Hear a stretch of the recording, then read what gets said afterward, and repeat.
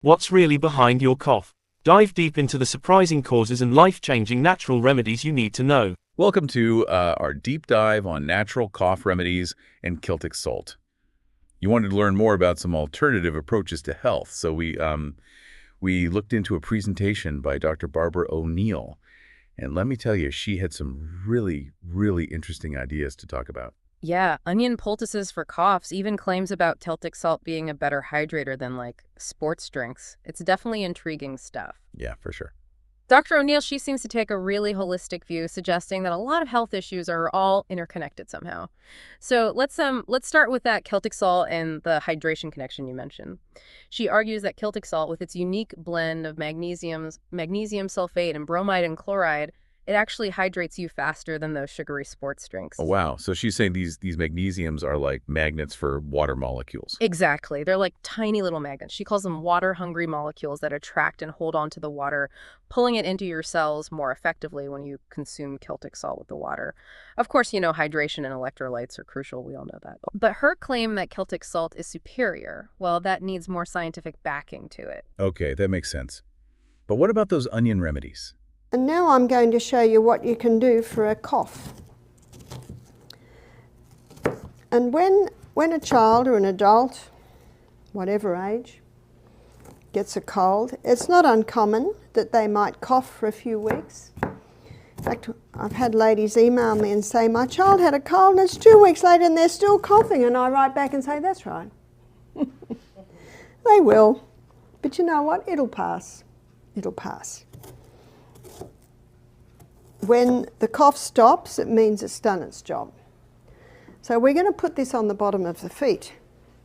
And we get a cloth and we put the chopped onion on.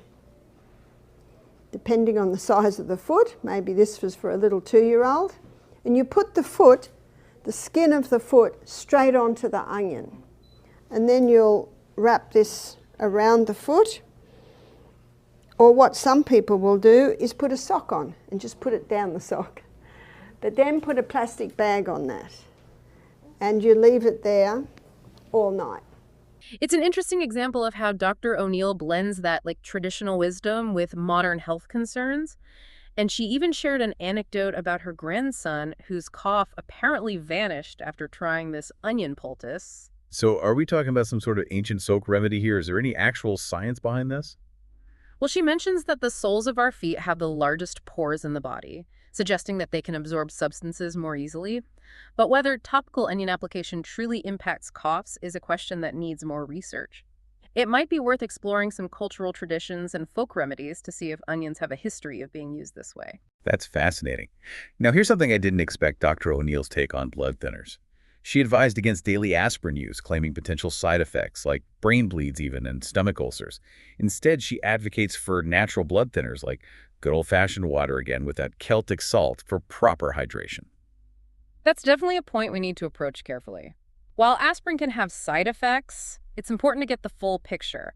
We should look into the research on both aspirin's risks and the effectiveness of salt and water as blood thinners. And of course, always consult a doctor before making any decisions about medications. Of course. Yeah. Right. Dr. O'Neill also described her experience with live blood analysis. That's a technique where they view a drop of your blood under a microscope.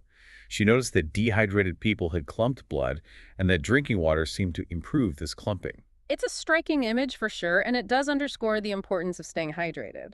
But even though it's a compelling visual, a single anecdote shouldn't replace solid scientific evidence when it comes to making health decisions. Makes sense. Moving on, Dr. O'Neill then connected diet to all of this, specifically the typical high-carb, high-sugar diet.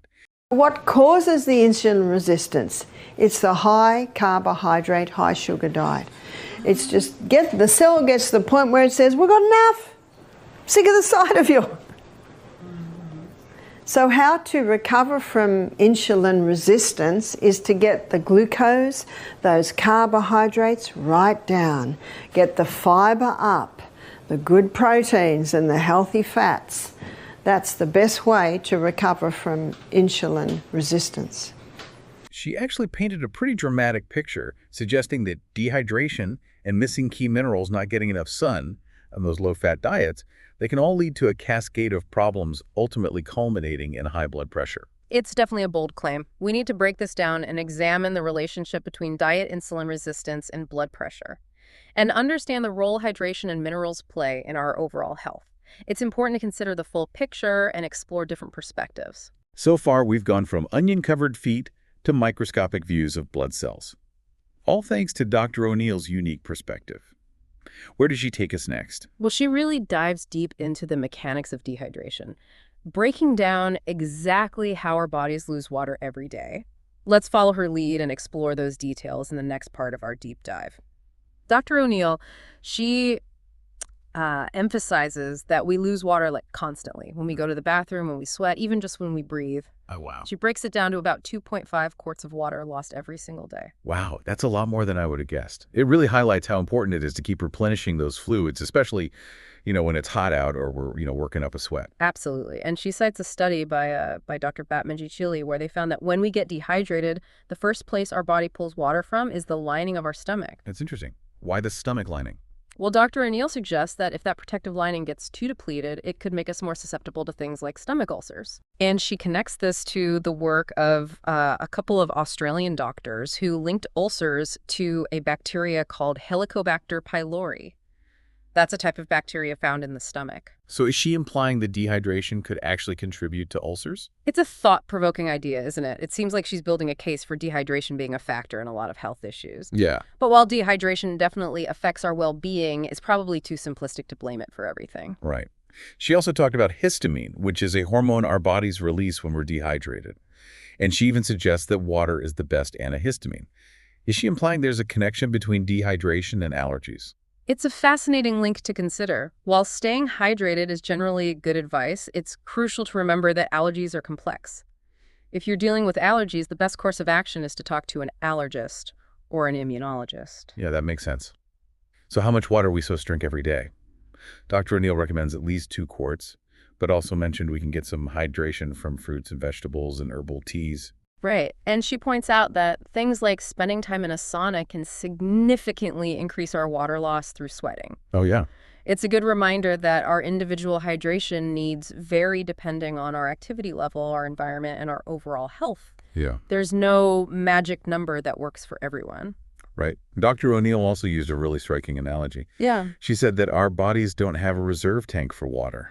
That's such a great way to put it. Yeah. We can't just fill up once and be good to go. We have to consistently replenish our water supply because our bodies need it for practically every function. It's amazing to think that we've covered everything from Celtic, salt, and onion remedies to microscopic blood analysis and now the nitty-gritty of dehydration, all in one deep dive. Speaking of challenging conventional wisdom, she had some strong opinions about salt. Most people are told to limit their salt intake, but she actually encourages people to consume Celtic salt for its mineral content. It's certainly a different perspective. She even suggests that if people are hesitant to tell their doctor they're using salt, they should just say they're taking a mineral supplement. That's interesting. But honestly, it seems like being upfront with your doctor about any supplements or dietary changes is always the best policy. I completely agree. Open communication with healthcare providers is essential for safe and effective treatment. Okay, last one before we wrap up this part. She mentioned something interesting about saliva. She said that both a dry mouth and excessive saliva can be signs of dehydration. That is surprising. It makes you realize just how complex our body's responses to dehydration can be. We usually associate a dry mouth with being thirsty, but to think that too much saliva could also signal dehydration, that's fascinating. It definitely highlights the incredible ways our bodies try to maintain balance, even when we're not giving them what they need. It feels like we've been on quite a journey with Dr. O'Neill, exploring all these different facets of health, from the importance of hydration and minerals to those, unconventional onion remedies.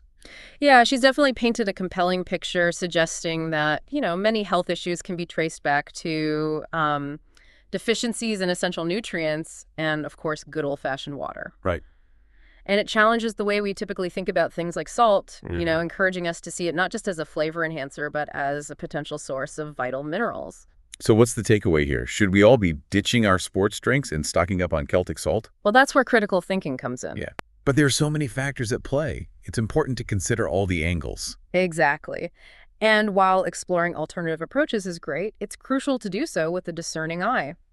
And of course, always consult with qualified healthcare professionals before making any major changes to your diet or treatment plan. This deep dive has really highlighted the complexity of the human body and the many different ways we can approach health and wellness. It's been a fascinating exploration, hasn't it? We've gone from onion-covered feet to the microscopic world of blood cells and the intricate dance of hormones and electrolytes. Yeah, it all comes back to Dr. O'Neill's central theme, the interconnectedness of our body's systems and the importance of considering a holistic approach to health. Absolutely. Her insights have certainly given us a lot to ponder. For sure. She challenges us to think differently about things we might take for granted, like hydration and the role of minerals in our diet.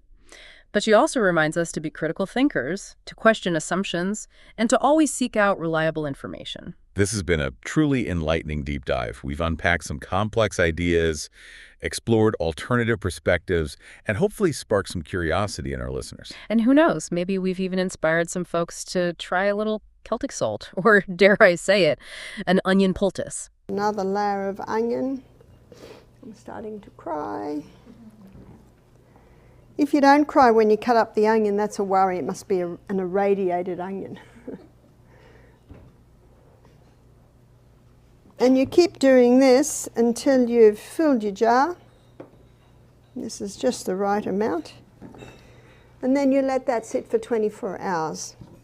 After 24 hours, you will have a syrup.